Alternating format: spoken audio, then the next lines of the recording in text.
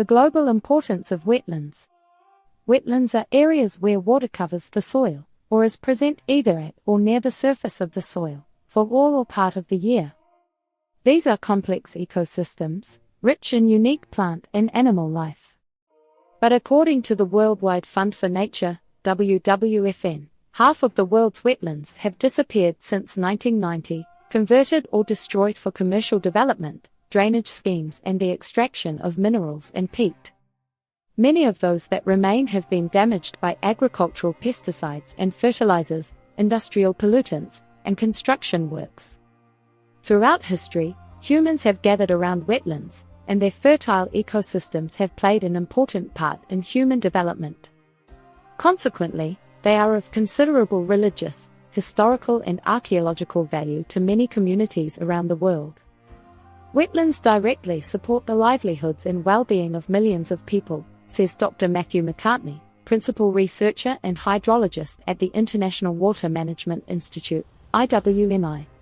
In many developing countries, large numbers of people are dependent on wetland agriculture for their livelihoods. They also serve a crucial environmental purpose. Wetlands are one of the key tools in mitigating climate change across the planet, says Peter van Eck, head of climate adaptation at Wetlands International, pointing to their use as buffers that protect coastal areas from sea level rise and extreme weather events such as hurricanes and flooding. Wetland coastal forests provide food and water, as well as shelter from storms, and we and other agencies are working to restore those forests which have been lost. It can be as simple as planting a few trees per hectare to create shade and substantially change a microclimate, he says. Implementing climate change projects isn't so much about money. The world's wetlands are, unfortunately, rich sources for in-demand commodities, such as palm oil and pulpwood. Peatlands, wetlands with a waterlogged organic soil layer, are particularly targeted. When peatlands are drained for cultivation, they become net carbon emitters instead of active carbon stores, and, according to Marcel Silvius, head of climate-smart land use at this practice causes 6% of all global carbon emissions. The clearance of peatlands for planting also increases the risk of forest fires, which release huge amounts of CO2. We are seeing huge peatland forests with extremely high biodiversity value being lost for a few decades of oil palm revenues, says Silvius. The damage starts when logging companies arrive to clear the trees. They dig ditches to enter the peat swamps by boat and then float the logs out the same way. These are then used to drain water out of the peatlands to allow for the planting of corn, oil palms or pulpwood trees. Once the water has drained away, bacteria and fungi then break down the carbon in the peat and turn it into CO2 and methane. Meanwhile, the remainder of the solid matter in the peat starts to move downwards, in a process known as subsidence. Peat comprises 90% water, so this is one of the most alarming consequences of peatland clearances. In the tropics, peat subsides at about 4 centimeters a year, so within half a century, very large landscapes on Sumatra and Borneo will become flooded as the peat drops below water level, says Silvius. It's a huge catastrophe that's in preparation. Some provinces will lose 40% of their landmass.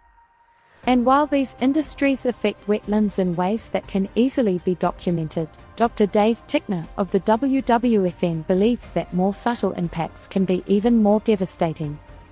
Sediment runoff and fertilizers can be pretty invisible, says Tickner. Over-extraction of water is equally invisible. You do get shock stories about rivers running red, or even catching fire, but there's seldom one big impact that really hurts a wetland.